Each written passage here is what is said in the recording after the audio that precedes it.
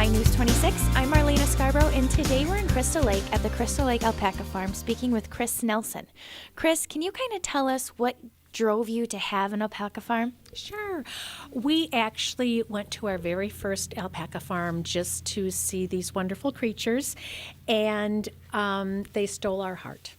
We just fell in love, and it wasn't, are we getting them? It's how many can we get? And we have a sign up on our pasture gate that says, caution, they will steal your heart, because they truly do.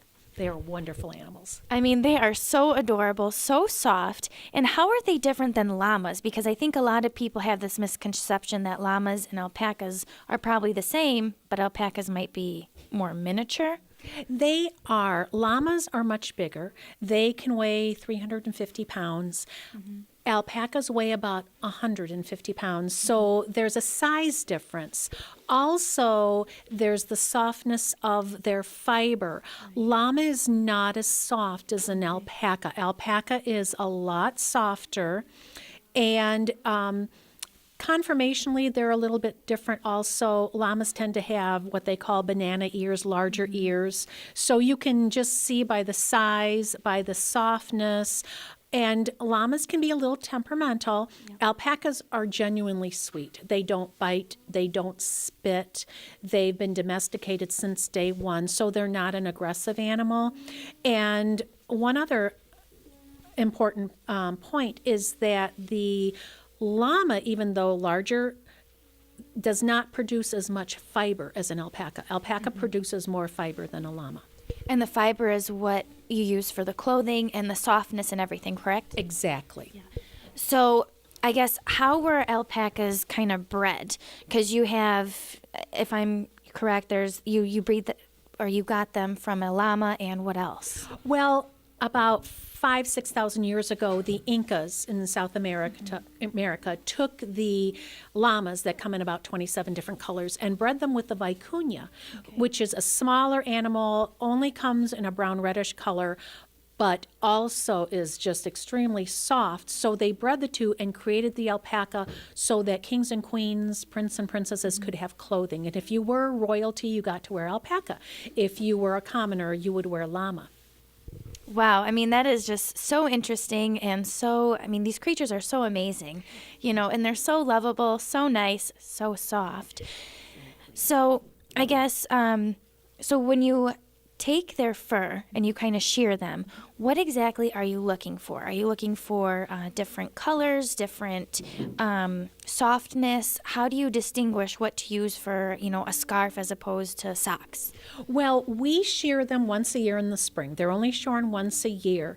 And we take the fiber and we have it processed into yarn. And we sell our yarn. We cannot keep up with our yarn production. We sell out. We were named the 2013, 14, and 15 Small Breeder of the Year in the United States. So our alpacas have very, very soft fiber. And at a certain age, just like human hair, their fiber tends to get a little coarse. So at that time, we do not process it into yarn. We might make dog beds or rugs, but we will not. I think we have an escapee. I think so too. I think she's very hungry and she found the food source. Sometimes they're little pigs in alpaca suits. Yeah. But so we do yarn. Most of the products that we have in the United States, the products come from Peru because we do not have enough alpacas in the United States. There were only 3 groups of alpacas allowed shipments from South America into the U.S. So we just don't have enough alpacas to make a viable product. So, but there are American companies making products as well, hats, scarves, sweaters, but they still have to import the fiber from Peru. The average American farm has about 10 alpacas, so people generally shear them, make yarn, make products.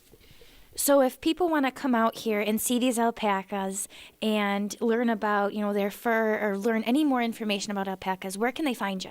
Well, we are at 4907 River Road in Frankfort, Michigan, and we welcome questions and visitors. People can pull in, they park, they stand at the fence line. We have benches, we have picnic tables.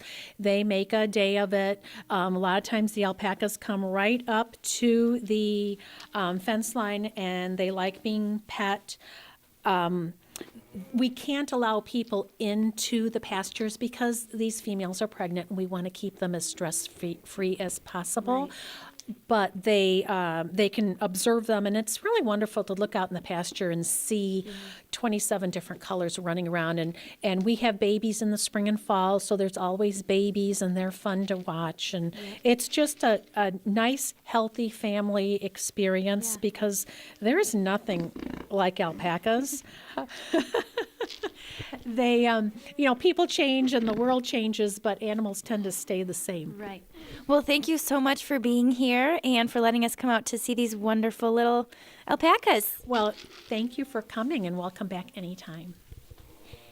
At the Crystal Lake Alpaca Farm with My News 26, I'm Marlaina Scarbrough.